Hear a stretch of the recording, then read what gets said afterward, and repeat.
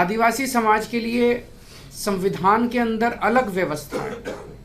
अलग व्यवस्था है क्योंकि आदिवासी समाज की अलग संस्कृति है, अलग तौर तरीके हैं और बहुत ज़्यादा पिछड़े हैं, इसलिए संविधान के अंदर अलग व्यवस्था की गई है। लेकिन उस अलग व्यवस्था को कोई भी सरकार लागू करने के लिए तैयार नहीं है, क्योंकि उन्हें उनकी ज़मीन के ऊपर, उनके जंगल के ऊपर, उनके जल के ऊपर सबकी नज़र रहती है कि कैसे इसको नोच लो, खसोट लो, लूट लो।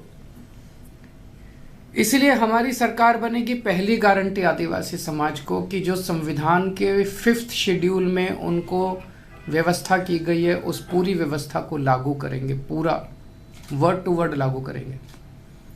पेसा कानून जो उनके लिए लागू बनाया गया, उस पेसा कानून को, जिसमें ग्राम सभा का प्रावधान है, ग्राम सभा की मर्जी के बिना कुछ नहीं होगा।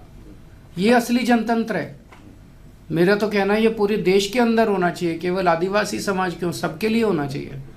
पर आदिवासी समाज के लिए प्रावधान है ग्राम सभा की मर्जी के बिना कोई एक्शन किसी सरकार को लेने का अधिकार नहीं है, वो सख्ती के साथ लागू किया जाएगा। और ट्राइबल एडवाइजरी कमेटी है जिसका काम होता है कि आदिवासी समाज के जो क्षेत्र हैं, आदिवासी क्षेत्र हैं, वहाँ किस किस्म का विकास हो, उनके लिए जो फंड आते हैं वो कैसे इस्तेमाल किए जाने चाहिए। कानून के अंदर लिखा है कि ट्राइबल एडवाइजरी कमेटी का चेयरमैन कोई ट्राइबल होगा। गुजरात के अंदर मुख्यमंत्री उनके चेयरमैन रहे हमेशा के लिए। इसको बंद किया जाएगा, ट्राइबल एडवाइजरी कमेटी का चेयरमैन ट्राइबल होगा। तो पहली गारंटी 5th शेड्यूल लागू करेंगे, पेसा लागू करेंगे और ट्राइबल एडवाइजरी कमेटी का चेयरमैन ट्राइबल होगा। दूसरी गारंटी, आज आदिवासी समाज बहुत ज़्यादा पिछड़ा इसलिए रह गया क्योंकि शिक्षा का अभाव है। गरीब लोग हैं, वो सरकारी स्कूल में अपने बच्चों को भेजते हैं। सरकारी स्कूल हैं नहीं, हैं तो टूटे हुए पड़े हैं, पढ़ाई होती नहीं है। इसीलिए आदिवासी समाज के बच्चे गरीब रह जाते हैं, पिछड़े रह जाते हैं।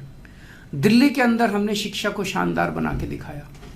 आज मैं आदिवासी समाज के भाइयों बहनों सबको, माताओं बुजुर्गों को मैं आश्वासन देना चाहता हूं कि जैसे दिल्ली के स्कूल हमने अच्छे किए हैं, हर आदिवासी गांव के अंदर अच्छा स्कूल खोलेंगे ताकि बच्चे एक पीढ़ी के अंदर, अगर हमने अच्छी पढ़ाई दे दी बच्चों को, एक पीढ़ी के अंदर पिछड़ापन भी दूर होगा और उनकी गरीबी भी दूर होगी। तीसरी चीज़, उनके मेडिकल के लिए कोई सुविधा नहीं है।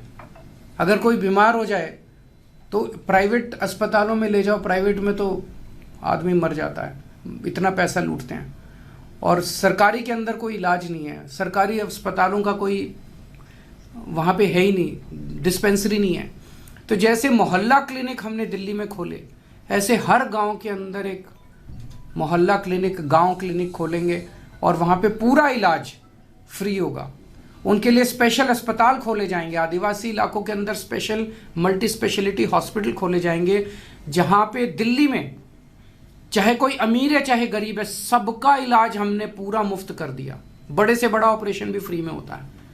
आदिवासी इलाके के अंदर भी ये व्यवस्था करेंगे कि सारा इलाज उनका मुफ्त किया जाएगा। चौथी चीज़, कास्ट सर्टिफिकेट लेने में भी बड़ी दिक्कत आती है।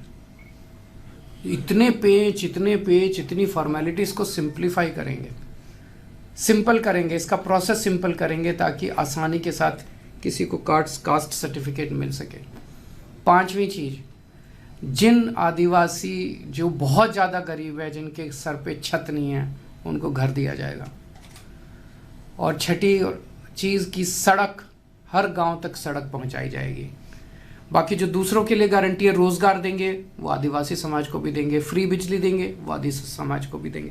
तो ये 6 गारंटी आज मैं आदिवासी समाज के लिए ऐलान करते हुए मुझे